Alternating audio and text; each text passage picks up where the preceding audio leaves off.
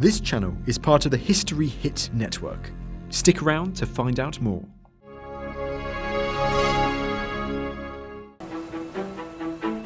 With 80 warships, France's navy is one of the most powerful in the world. Its ships are engaged in all theatres of military operation.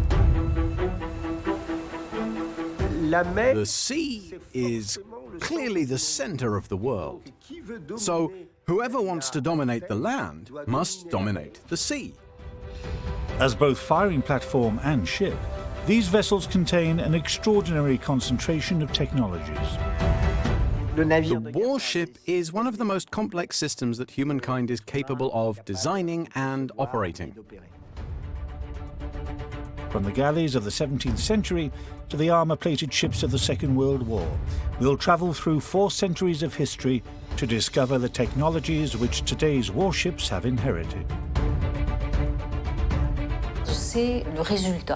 A lot of research was required to obtain a ship capable of functioning well at sea, whilst fulfilling its military role as an artillery platform. We'll explain why the cannon profoundly changed ships' architecture and transformed the art of war. A 380mm gun is capable of firing a 1-ton missile at 900 kilometers per hour every 1.5 to 2 minutes. You'll discover the combat technique of the first warship, the galley. The strength of the galley lay in its impact. And how they built genuine walls of wood to protect against cannonballs. You'll understand why warships were slow to adopt the steam engine in the 19th century. You immediately think steam, that's it. No. Perfecting it took a very long time. It was complicated. And the reasons why torpedoes and aircraft brought an end to a century of domination by the steel monsters. Welcome to 400 years of history and technology. Welcome to warships.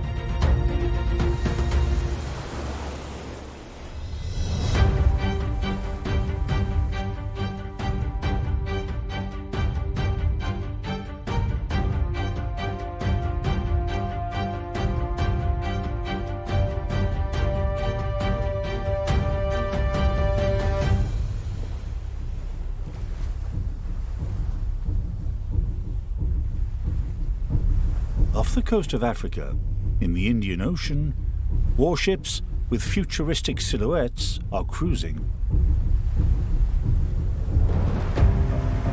Among them is the most valuable element of the French Navy, a giant, the aircraft carrier Charles de Gaulle.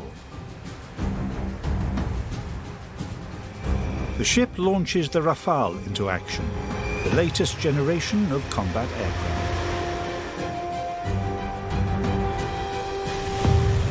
A 40,000-ton ship, which carries around 30 aircraft made up of the Rafale, the Hawkeye, which is the early warning aircraft, and then helicopters to carry out logistics, transport, and to protect the aircraft in their takeoff and landing phases. An aircraft carrier transports aircraft which carry out missions of reconnaissance, no-fly zone enforcement, interception, bombing, anti-ship warfare, everything an aircraft is capable of. It is the largest ship in the French Navy, at 261 meters long and 64 meters wide. The Charles de Gaulle is the only surface ship with a nuclear propulsion system, which needs refueling just every 7 years.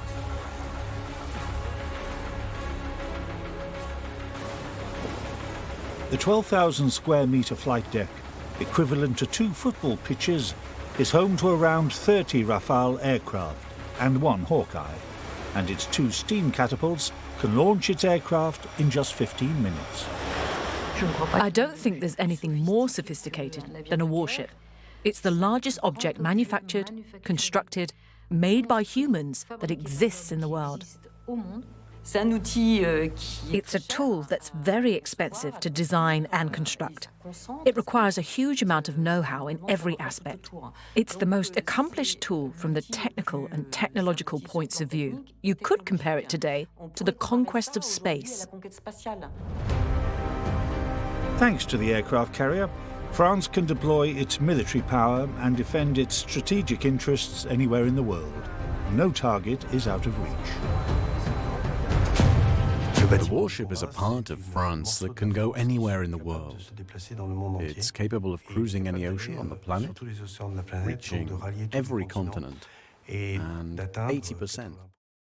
History Hit is a streaming platform that is just for history fans, with fantastic documentaries covering fascinating figures and moments in history from all over the world. From uncovering ancient Neolithic cultures to the dawn of the space race. History Hit has hundreds of exclusive documentaries with unrivaled access to the world's best historian. We're committed to bringing history fans award-winning documentaries and podcasts that you cannot find anywhere else. Sign up now for a 14-day free trial, and Timeline fans get 50% off their first 3 months. Just be sure to use the code TIMELINE at checkout. The population.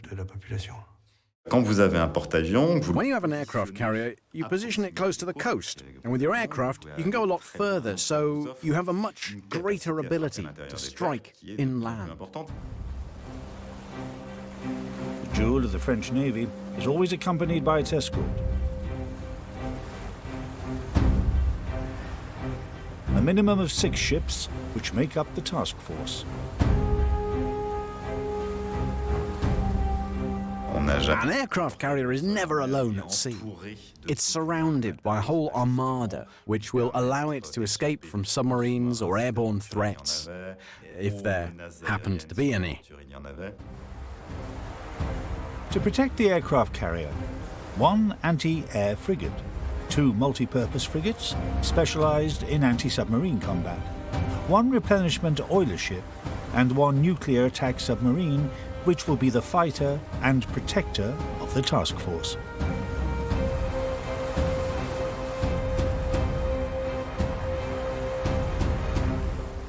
Danger can come from anywhere, because contemporary naval warfare is in 3 dimensions: surface, air, and underwater.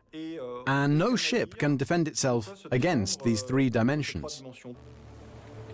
While ships join battle today at a distance of over 1,000 kilometers, 4 centuries ago, they confronted each other in deadly close combat battles. One ship was perfectly designed for that type of fighting, the galley.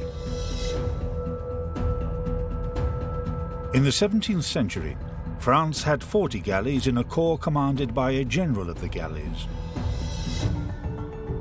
The corps was made up of 3 types of ship: the ordinary galley, the ultimate battleship; the patron galley for the commanders of the corps;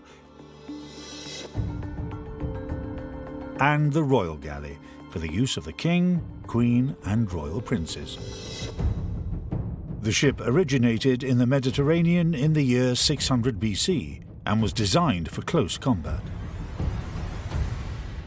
The galley was a combat weapon. The idea was to surprise the enemy ships, to sail around them, to surround them if they were isolated ships, and then to ram them.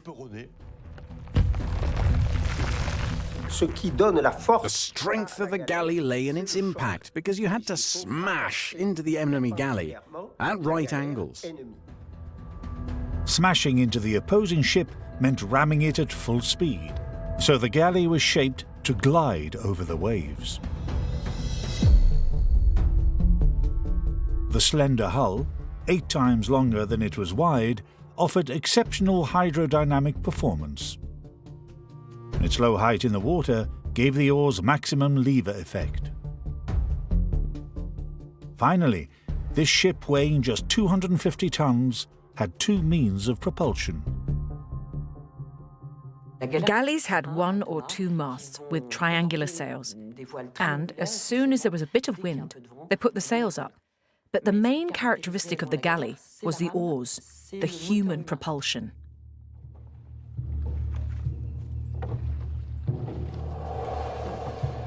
An ordinary galley had 51 oars, 26 on one side and 25 on the other. Each oar was 12 meters long and weighed up to 130 kilograms. With 5 rowers per oar, 255 men were required to crew the ship.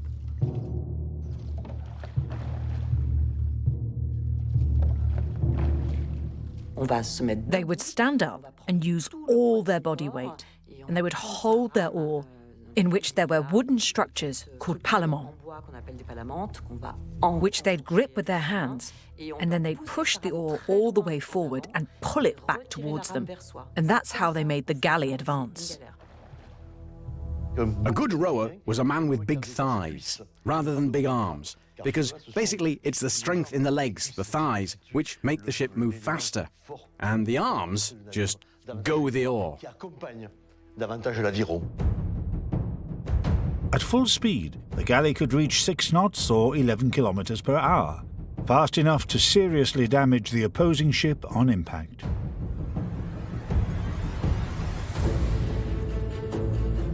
While the slender hull allowed it to go fast, its low height in the water meant it couldn't sail outside the Mediterranean. Galleys stayed close to shore. They weren't sea-going ships. In winter they stayed in port. If it was windy, they couldn't sail, so galleys weren't used often. The reason the galley fell from favour wasn't its poor nautical qualities, but its limited firepower. The problem with a galley was that you needed space for the oars and for the artillery. So the galley's artillery was packed into the bow. When two fleets of galleys confronted each other, they did so facing each other because of their cannons. The idea was to weaken the enemy before close combat. It was fairly tokenistic, because once you fire a cannon, you have to reload it, and it was very difficult to reload a cannon on a galley. From 1680, galleys were no longer used in the front line as they didn't have enough cannons. The ship was abandoned after reigning over the Mediterranean for 2 millennia.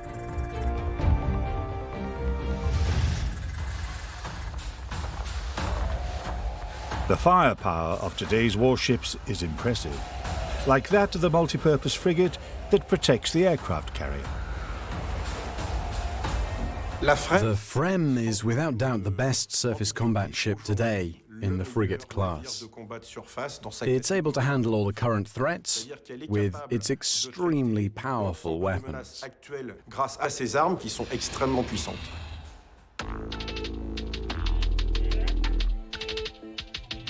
On the sides, two 12.7mm guns ensure close protection. At the stern, two 20mm remote-controlled guns allow automatic firing with target locking by day and by night. More imposing, on the bow is a 75mm gun with a range of 30 kilometers. It can destroy land, sea or airborne targets. Against aircraft, there are 16 Aster missiles which can reach 3,500 kilometers per hour. Finally, the frigate has 16 naval cruise missiles to strike targets over 1,000 kilometers away. Ship's armament is the result of a long technical evolution. The first cannons, also called mouths of fire, appeared in the 14th century. Made from strips of wrought iron assembled by hand, it wasn't rare for them to explode on firing. So, for a long time, people were reluctant to load these weapons onto ships. In the 15th century, cannon manufacturing methods improved. Made from a new bronze alloy, they became safer and more precise. They were installed in large numbers on sailing ships with high freeboard, or height above the water. Unlike galleys, they had no oars, and so had space for artillery weapons along their sides. So began a new era, that of sailing ships and their powerful artillery, which were to dominate the seas for the next 3 centuries and change the art of war. The history of these warships began in the late Middle Ages. It started in the late 15th century and early 16th century with the appearance of the galleon, which was very archaic. It was quite a big, rounded, bulging ship with castles fore and aft. The wide decks could take a large number of artillery weapons. However, their weight raised the ship's centre of gravity and destabilised it. The solution was found in the late 15th century with a simple but revolutionary idea: the invention of the gun port. The gun port was a rectangle of wood which the shipwrights cut into the hull. When the gun port was closed, you couldn't distinguish it from the rest of the hull. Then in battle, you raised this sort of shutter. You pushed the barrel into the hole, loaded the cannonball, and fired. The introduction of the gun port was fundamental. If the cannons had stayed on the decks, it would have been impossible to increase their weight because of the ship's stability. If you put heavy weights high up, obviously the ship will have a tendency to list or even to sink. Placing the cannons below decks lowered the center of gravity, and therefore you could increase the weight, and also the caliber of the cannons. The caliber of the artillery progressed rapidly. In 1638, the largest cannon was a 12-pounder. It fired a cannonball weighing 6 kilos. 7 years later, the 18-pounder cannon appeared, and in 1682, the most powerful piece of artillery was made with a caliber of 36 pounds. This 3-meter-long colossus fired a cannonball weighing 18 kilos over 300 meters. The cannon alone weighed 3.5 tons. With all the equipment, it was closer to 6 or 7 tons. So it was huge, and that was why 15 men were needed to service each 36-pounder. Cannons of the same caliber were installed in batteries. The lightest were positioned on the upper deck and the heaviest on the lower deck. Each battery was made up of 2 broadsides, one on either side. At the end of the 17th century, the largest ships had up to 3 batteries, giving them the impressive number of 100 cannons. As these ships were more stable than galleys, the cannons were more effective. They could fire further and with more precision. They could fire further because they were higher in the water, so that's ballistics. And they could have more precision because as the platform was more stable, they could be aimed more accurately. Combat at sea was changing. They weren't trying to board each other's ships anymore. They weren't trying to get close to each other. On the contrary, they were keeping at a distance and fighting in what would become the famous line of battle, which developed in the late 17th century and would continue in all its glory until the end of the 18th century.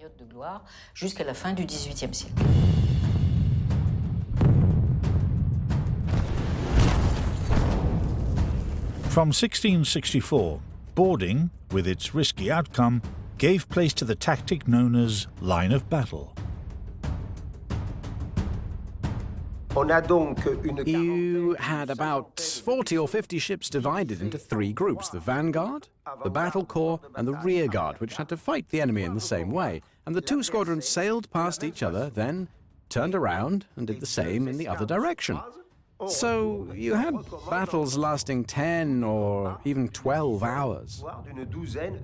You weren't seeking to systematically destroy the others. You wanted them to retreat, showing that you were the strongest. You occupied that area, and you were sovereign in that particular place. This war of intimidation involved the most powerfully armed ships, the ships of the line.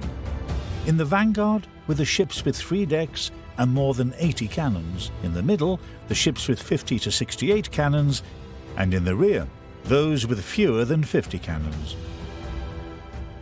In the line of battle, you obviously tried to have the ships following each other, with the same nautical performance and approximately the same firepower, so you didn't create a weakness in the line. You need to try to imagine a sort of great fortification in which you systematically placed cannons of the same power. For the larger ships of the line, cannons and cannonballs combined exceeded 300 tons. That significant weight meant that the design of the ships had to be revised. If you place a lot of artillery in the hull, what do you have to do?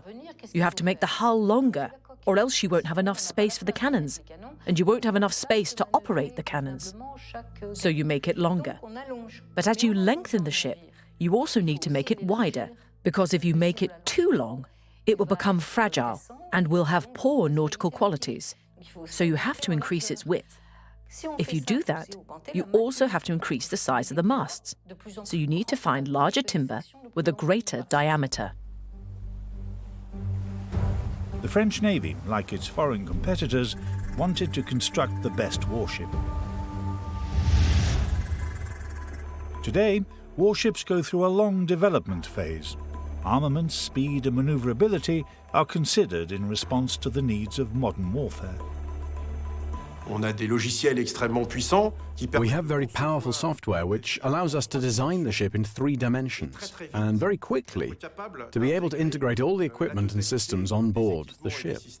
à bord de ce navire. Steel hull, propulsion system, electrical and computing networks are built in at the shipyards. These ships are meticulously assembled using gigantic cranes 104 meters tall, equivalent to a 35-story building, and gantry cranes capable of lifting 300 tons or 15 trucks at the same time.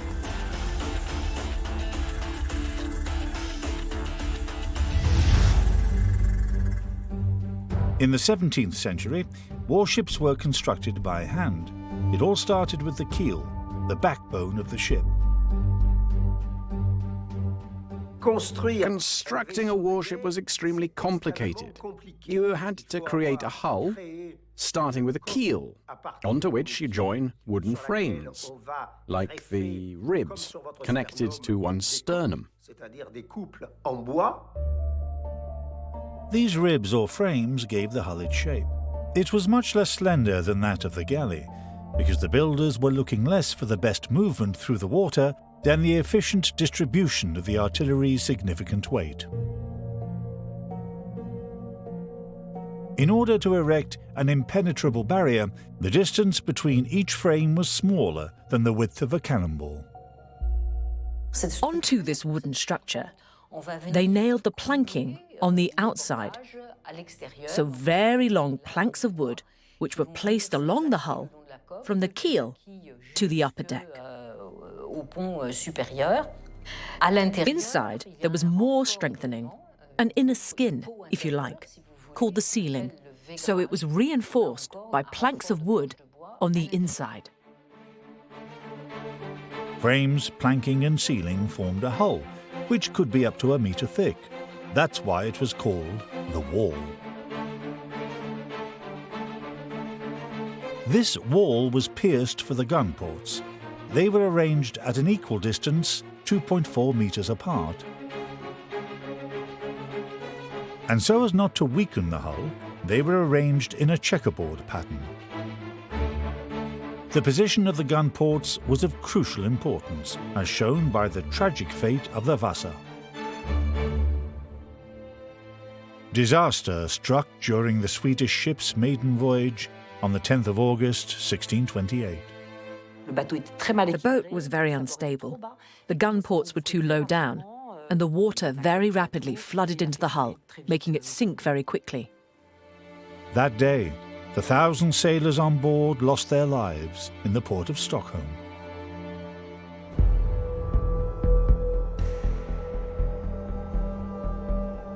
The sinking of the Wasser highlighted the importance of the height of battery. This is the distance between the waterline and the bottom of the lower battery gun port. There must be a certain distance, or else the ship will take on water through the gun ports and will end up sinking. So this height of battery can't be too small, but it can't be too big either, or the stability of the ship will be affected. It will lack stability. It won't have a good attitude in the water. After a year in the shipyard, the hull was finished and launched. The final stage could begin, the fitting out of the ship. This wasn't about positioning the artillery, but rather installing the masts, sails, and rigging. The masts reached 30 meters high, the equivalent of a 10-story building. To help with their installation, the shipbuilders used a sort of crane called a masting machine. They had what was called a masting machine, which was about 70 meters tall. It was made up of big masts tied together with ropes, which were made to lift very heavy loads and to install the lower sections of the masts in the ships in the vertical position. Then they added the upper sections of the masts, which were ringed with iron, and then they could add all the sails.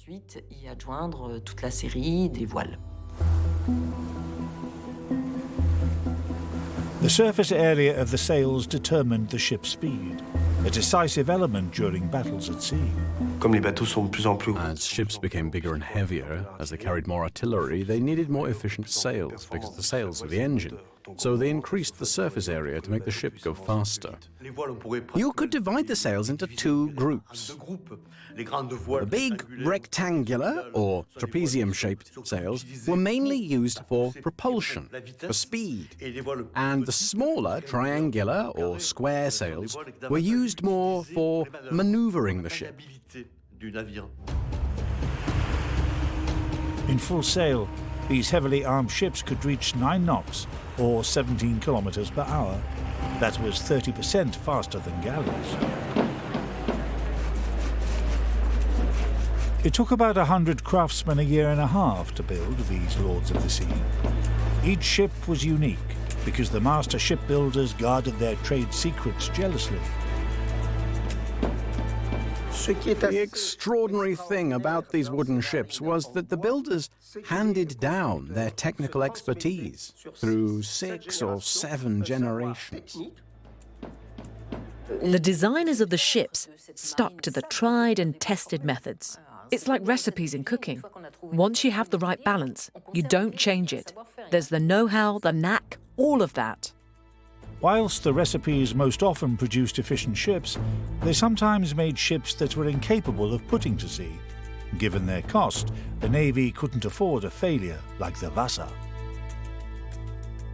The number of people it took between the master shipbuilders, the shipbuilders, shipwrights, the cannon manufacturers, the foundry workers, the sailmakers, everything you need on a ship, from planking to hemp, cannons and armaments. It was quite extraordinary. A ship cost £1 million in the late 18th century, which was equivalent to 300 kilograms of gold. For the time, this extraordinary cost forced France to draw up construction standards that would guarantee the excellence of ships.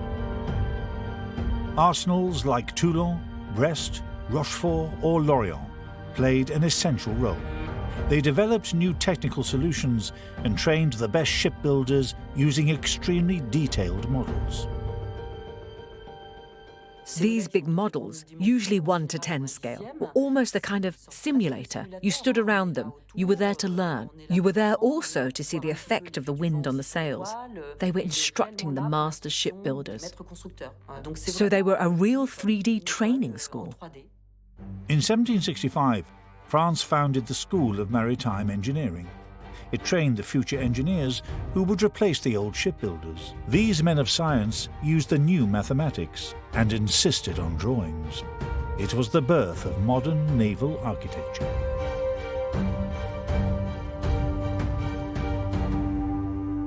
In the 18th century, times had changed. Certain inefficient ships had been abandoned for good, and the 74-gun ship of the line had been perfected. It was the battleship par excellence. Its name was the Téméraire. It was the first warship built according to a naval architectural plan. The plan was the work of 2 men, Jean-Charles de Borda and Jacques-Noël Sanet. Borda was the academic, the mathematician, the scholar, and Sanet was the highly skilled and competent engineer who made his career following the training route of the time as a shipbuilding engineer.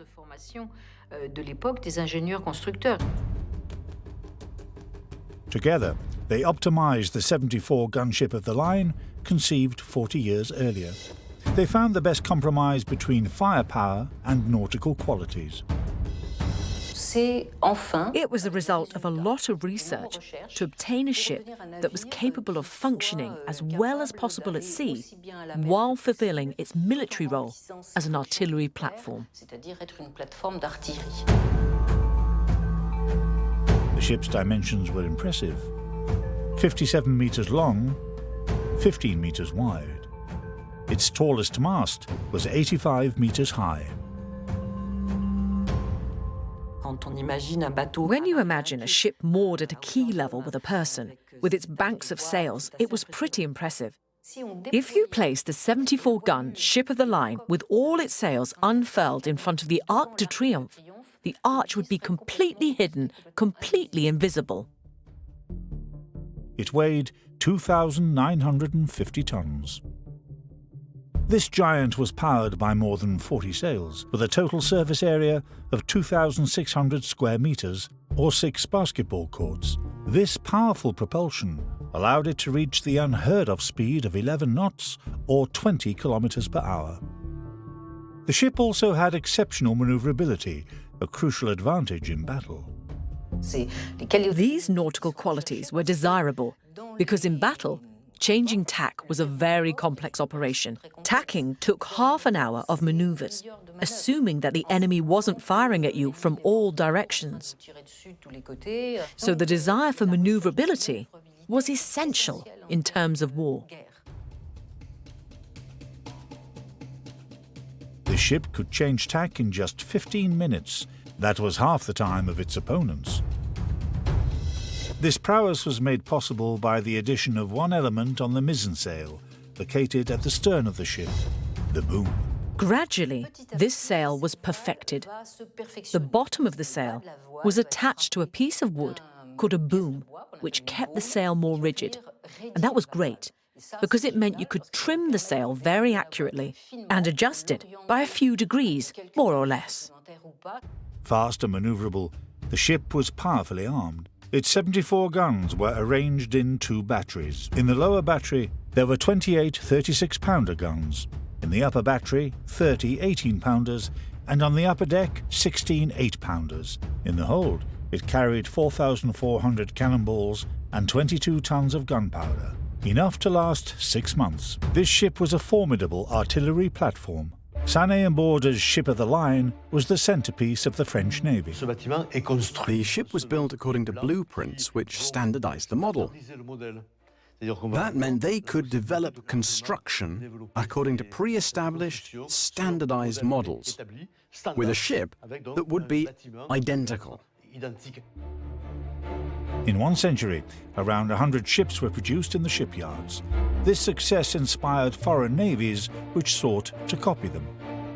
In the 18th century, industrial espionage was rife.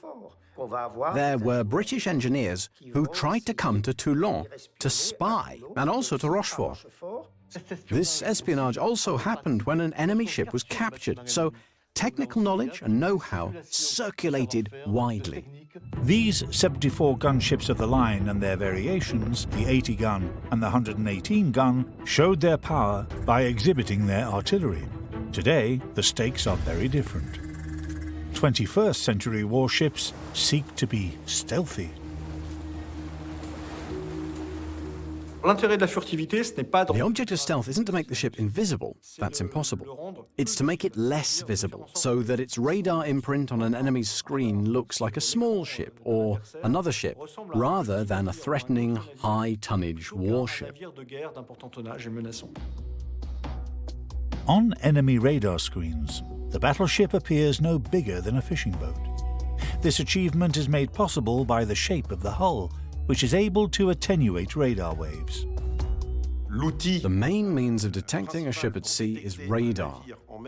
The radar emits electromagnetic waves, which will touch the metal sides of the frigate, and this wave goes back to the radar, and the enemy radar gets an indication of direction and distance. The frigate has superstructures on the incline to avoid reflecting the wave. And also completely flat sides, because any cavity represents a sort of cage that amplifies the radar signal and re-emits it with more power. So you can be detected from much further away.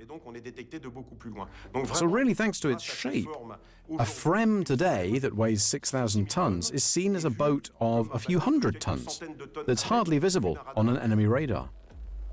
Stealth is a key advantage when ships confront each other without seeing each other. It allows you to strike the adversary before being spotted. But when the battle is a deadly head-to-head, the advantage will be with the one that has the greatest firepower. In the early 19th century, the distance separating two enemy ships during a battle was less than 500 meters. At that distance, the only thing that counted was the number of cannons. At Trafalgar, there were more than 5,000 cannons facing each other. To reach those numbers, you had to wait till the First World War. You didn't have that many cannons, and they were big ones, 36-pounders. Whereas on land, Napoleon, in the same period at Austerlitz, probably had 146 cannons. And they were only 20-pounders. It was another world. Naval warfare was changing. It was no longer a matter of intimidating your enemy, but annihilating him. Destruction, the desire to annihilate one's enemy, started to appear in the middle of the 18th century. There were battles that demonstrated how they were trying to sink enemy ships, or even, really, to kill men. The French fired to demast ships. They sought to immobilize the enemy by aiming at the sails. They made the masts collapse. On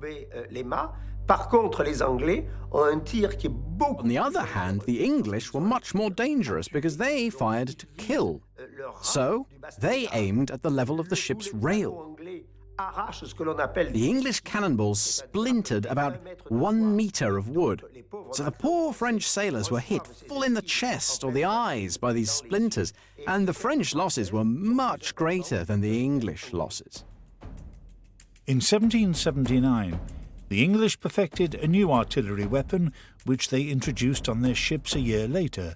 It was called the carronade. The carronade was a short cannon placed on deck, offering very accurate firing over a short range.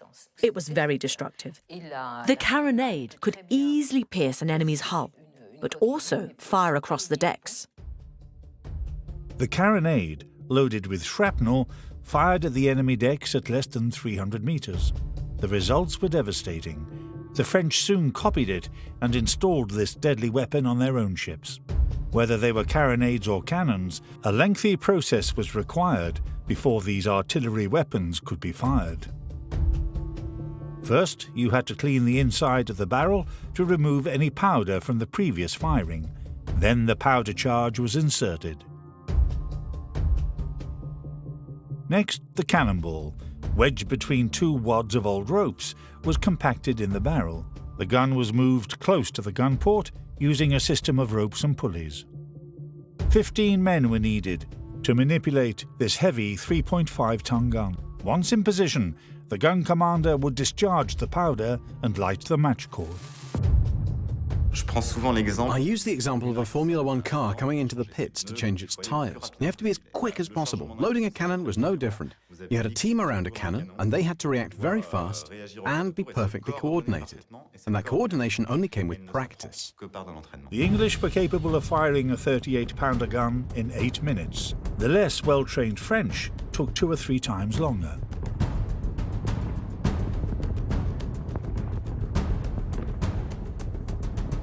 Once the cannons were ready, the ship's side had to be positioned towards the enemy. The commander's task was to maneuver his ship, or even his fleet, if he was an admiral, into a favourable position to fire the first shot. And even to be able to fire a second as quickly as possible, in the knowledge that the ships were moving. When you have about 30 cannons firing more or less at the same time, first of all, it's very noisy. And then there's a lot of smoke. You can't see the cannon next door. The smoke is overwhelming. You have to try to imagine it. There were about 300 men in a space already saturated with gunpowder.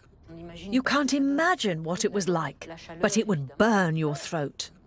There was the heat, of course, the fear, the noise of battle and explosions, because opposite you, the enemy was also firing. And when he hit his target of the enemy gun ports, the wood exploded, which sent splinters and particles whirling about the batteries, striking the men. The wounds show this quite clearly. In addition to the dead, there were dozens of wounded men. So that the crew wouldn't panic at the sight of so much blood, the decks of some ships were painted red. The English ships had trained crews, used to very strict discipline, and, if I can put it this way, they were replaceable. They had 3 times more naval reserves than the French did. I think the difference in the late 18th century wasn't so much in technology, but in human resources. With more sailors but also more ships, England had the most powerful navy in the world. France wanted to make things more equal, and in order to do that, invested in technological advances. The idea was to equal the quantity and financial resources of Great Britain by technological breakthroughs. France systematically used technological innovation to compensate for financial, economic, and industrial inferiority in comparison to Great Britain. So Henri-Joseph Pétion, an army general, graduate of the École Polytechnique and French artillery specialist, developed a new weapon, the shell gun. Both shorter and heavier, this gun fired explosive shells. The explosive shell, firstly, travelled faster, so it was able to smash through the wooden walls, and it exploded inside the battery. It proved its formidable effectiveness in 1838 in the war between France and Mexico. Using these shells, France destroyed the fortress of San Juan de Ulloa. So every navy then understood the threat to wooden navy ships. While the Pétion gun was quickly adopted by navies, the same wasn't true of the other major invention that would transform warships, steam power. There was resistance to change. There was a natural skepticism towards new technological breakthroughs. And you could see that with the arrival of steam. Changes in mentalities, ways of thinking, don't happen at the same rate as technological changes. There can be relatively quick technological changes, but then people have to adapt. The first steam engine was installed in a boat in 1807. With 18 horsepower, it operated 2 enormous paddle wheels. The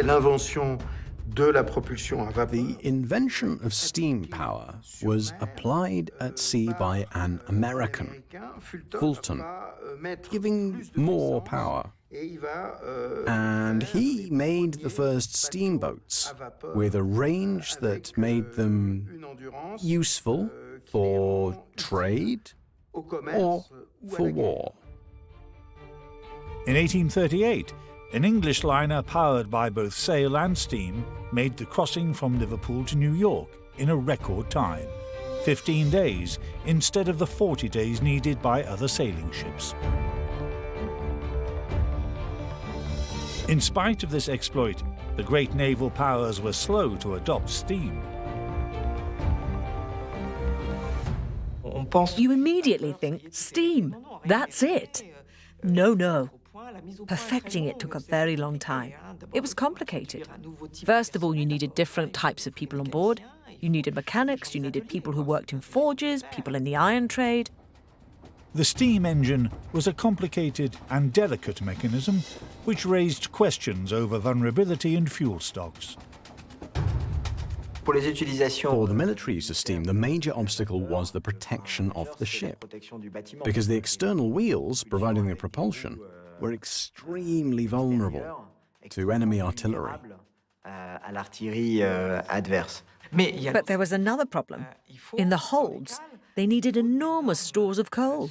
So they not only needed space in the holds for that, which was to the detriment of the cannons, but they also needed external infrastructure, places to pick up coal around the world. Another revolutionary invention solved the problem of vulnerability: the propeller. Located below the waterline, it was protected from enemy fire. It quickly appealed to naval commanders.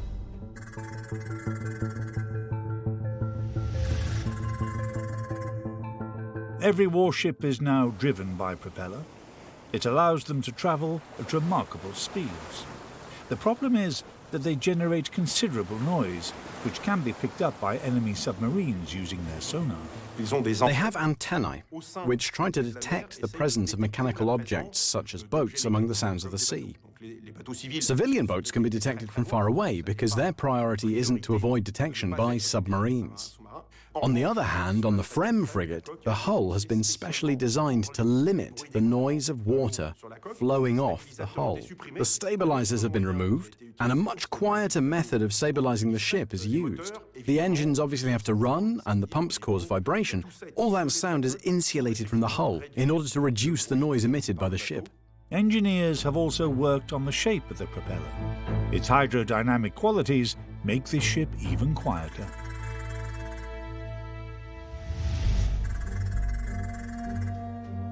It was a French engineer, Stanislas Dupuy de Lome, who designed the first warship in the world to be driven by steam and propeller, the Napoleon. 5 years after its launch, it demonstrated its 500 horsepower in the Crimean War, when the Russian Navy faced the French and English navies. People understood the usefulness of steam power when the Napoleon gave a tow to the flagship, the Ville de Paris, which wasn't a traditional three-masted ship, so only driven by sail, because there wasn't much wind and the currents were against it. And the British were stuck at the entry to the Dardanelles because they didn't have a sufficiently powerful steamship. It was a brilliant demonstration of the superiority of steam over sail.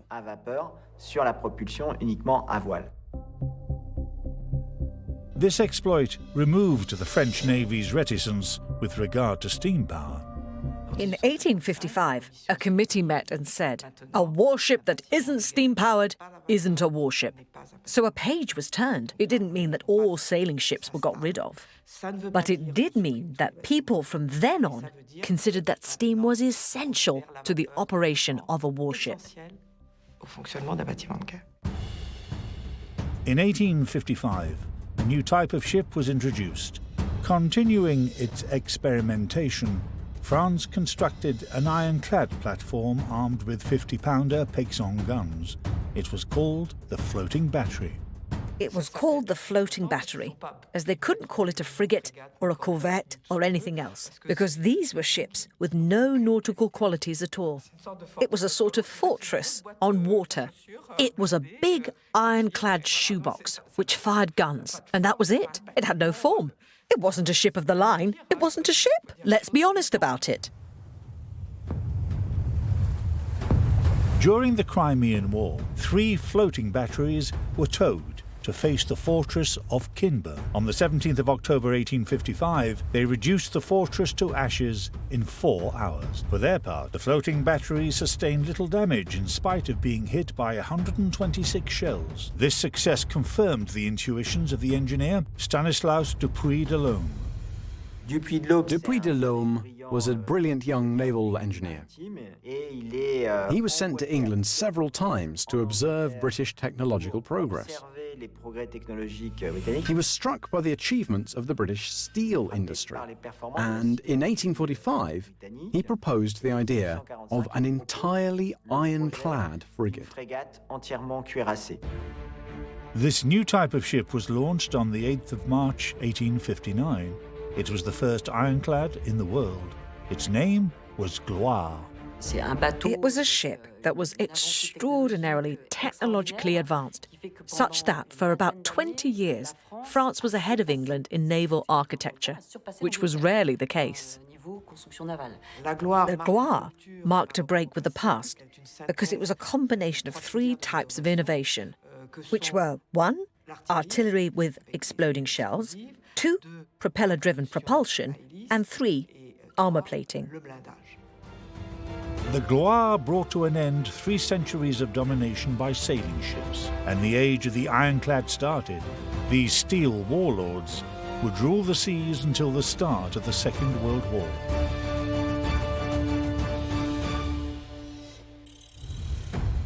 The Gloire was an imposing warship, almost 78 metres long and 17 metres wide. But it was above all a very heavy ship due to its armour plating, 5,630 tons. Plates of wrought iron, 11 centimetres thick, were fixed to its wooden hull. They went all the way round the ship at the level of the waterline. These plates added 844 tons of extra weight. WWII alone was forced to reduce the weight if he wanted to retain its nautical qualities. WWII de l'Homme needed to save weight. So, the forecastle and the aft castle disappeared, and you had a continuous deck with all the guns in battery under an armour-plated deck. Normally, it would have had 2 decks, but with the weight of the armour plating, he had to remove 1 battery, and that was why it was called an ironclad frigate. Although fewer than on earlier ships, the guns were much more powerful. The Gloire was armed with 36 shell guns, which were now able to be aimed through almost 180 degrees using a system of rails.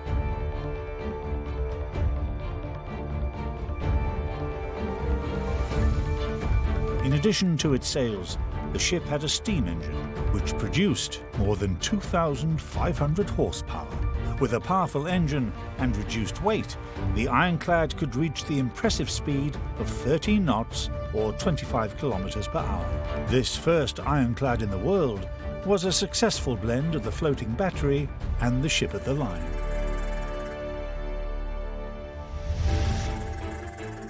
Today, the challenge still remains to find the ideal balance between armour plating and nautical qualities. Armour plating is big, it's heavy, and so it has an impact on speed and range. It's all a matter of compromise. So you armour plate the sensitive parts of the frigate. You can't armour plate the whole of the ship, as they used to do in the past. The latest generation of frigates have lightweight armour plating, but they're still incredibly strong ships due to their innovative technical design. The Frem frigate is separated in 2. It's as if you have 2 frigates, one at the front and one at the back. And between these 2 sections of the ship, there's a double dividing wall which isolates the front from the back. If a missile strikes the front, for example, you'll find exactly the same systems at the back, and the ship will be able to continue fighting to a certain extent. The incredible resistance of today's ships is a legacy from the 19th century. In the late 19th century, ironclads became the capital ships of navies. The capital ship is the ship around which the whole fleet is organized. The whole fleet exists to showcase this ship, because the idea we have of naval warfare is that the war will be played out at sea in a decisive battle, and from that confrontation, a victor will emerge, and the victor will control the sea. In order to win the decisive battle, the warring navies engaged in a technological race between armour plating and guns, between shield and sword. Guns were getting bigger and bigger. You'd have absolutely massive guns which could fire 2 or 3 times in 15 minutes, and in parallel, the protection was increasing. Steel replaced wrought iron, and the plates became 5 times thicker. The armour plating went up to 1/3 of the total weight of the ship. The problem was that these ironclads were much slower and less manoeuvrable. One of the solutions was not to armour plate the whole length of the ship, but only the vital parts, to reduce the number of plates to 2 or sometimes 4, which were installed around a sort of fortified castle. That would be in the center, and you'd have a sort of blockhouse or a dungeon in the industrial style. On deck, the artillery weapons were first of all protected behind an armour-plated wall, then later integrated into a rotating turret. That technology, perfected by the English in 1869, revolutionised warships. The invention of the gun turret was a revolution in ship construction which would completely change the appearance of the platforms.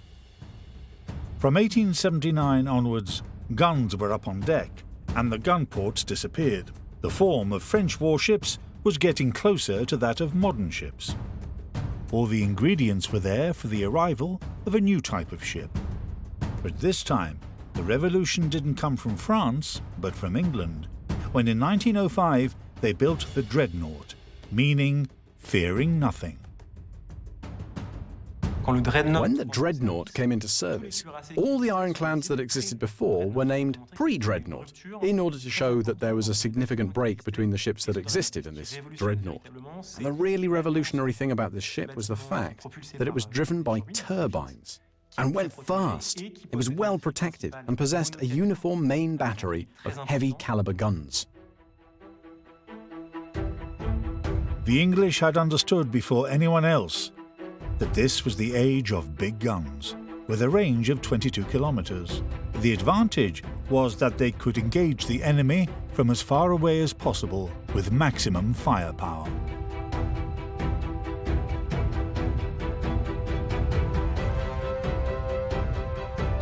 The aim was to combat a deadly threat, the torpedo. Torpedoes in the beginning were really almost homemade. Trial and error. They put an explosive charge on the end of a spar on a small motorboat, and then they sailed towards a big ship to make it explode. This rudimentary weapon was quickly improved. In 1864, the English engineer Robert Whitehead attached a motor to long tubes carrying an explosive warhead. Undetectable, the torpedo moved along, level with the water, and exploded below the armour plating of the Ironclad. And this threat would be realized, strengthened, upgraded in the 1870s with the introduction of the torpedo boat. The torpedo boat was potentially a deadly enemy of the Ironclad. It was a small boat with 2, sometimes 4, torpedo tubes. Very fast, very low in the water, with a small hull. And it would approach ironclad ships very fast, launch its torpedoes, and disappear. The only problem at the time was that no one knew how to guide the torpedoes, so they had to be launched in the right direction. The torpedo boat had to line itself up for a certain time so that its torpedo would go in the right direction and stay in that direction. The short range of the first torpedoes meant that torpedo boats had to get close to the target. They were therefore exposed to the dreadnought's guns. By 1910, fully automatic gun turrets significantly increased firing rates. The shell was placed in a small hoist with the powder charge, transported to the top of the turret and inserted into the gun barrel. This operation could be carried out in less than 1 minute. These turrets were installed on French ironclads from 1911 onwards. Another important but invisible change took place concerning propulsion. The question of propulsion remained central, with one major development. First of all, the change from coal to oil during the First World War at the instigation of the Royal Navy. Firstly, it offered the possibility of manufacturing more efficient engines, including diesel engines, and it also allowed faster refueling. Refueling with coal was a dreadful chore, which was simplified by the change to oil. The Ironclad was constantly improving, in order to keep its supremacy up until the start of the Second World War. There was a sort of race to build the biggest ships. Ships became heavier and heavier, more and more imposing. So obviously for their propulsion, they needed boilers that were capable of giving sufficient power to drive the boat at speed. In 1939, France fitted out its most imposing warship, an ironclad 264 metres long, weighing 37,000 tons, the Richelieu. Forteresse flottante, navire de bataille dans toute l'acception du terme. Le cuirassé abrite sous les plus épaisses cuirasses l'artillerie la plus puissante. Il doit faire front à tous les assauts et décider du destin du combat. The ship was armed with the biggest guns ever built by France, 380 millimetres diameter. You have to imagine that a 380mm gun is capable of firing a missile weighing about 1 ton at 900 kilometers per hour, muzzle velocity, every 1.5 to 2 minutes.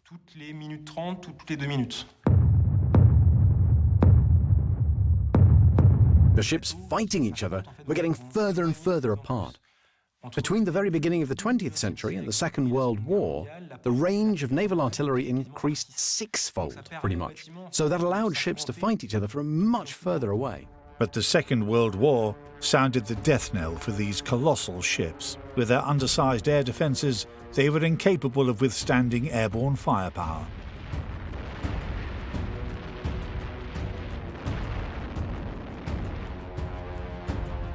At Pearl Harbor, the American fleet was decimated by Japanese aeroplanes launched from aircraft carriers a few hours earlier. With the use of aircraft later, the question of range becomes less relevant. Actually, the factor that will increase the capacity or the length of the ships will be the range of the aircraft. So you'll be fighting each other at distances much greater than ships were able to, up till now. At the end of the war, the ironclads were dethroned by the aircraft carrier, which became the capital ship. But what about the warships of the future? There's a real challenge to plan and design a ship for the next 50 years. It takes time to implement any idea, but especially for a weapon system, to be able to operate within a collection of weapon systems.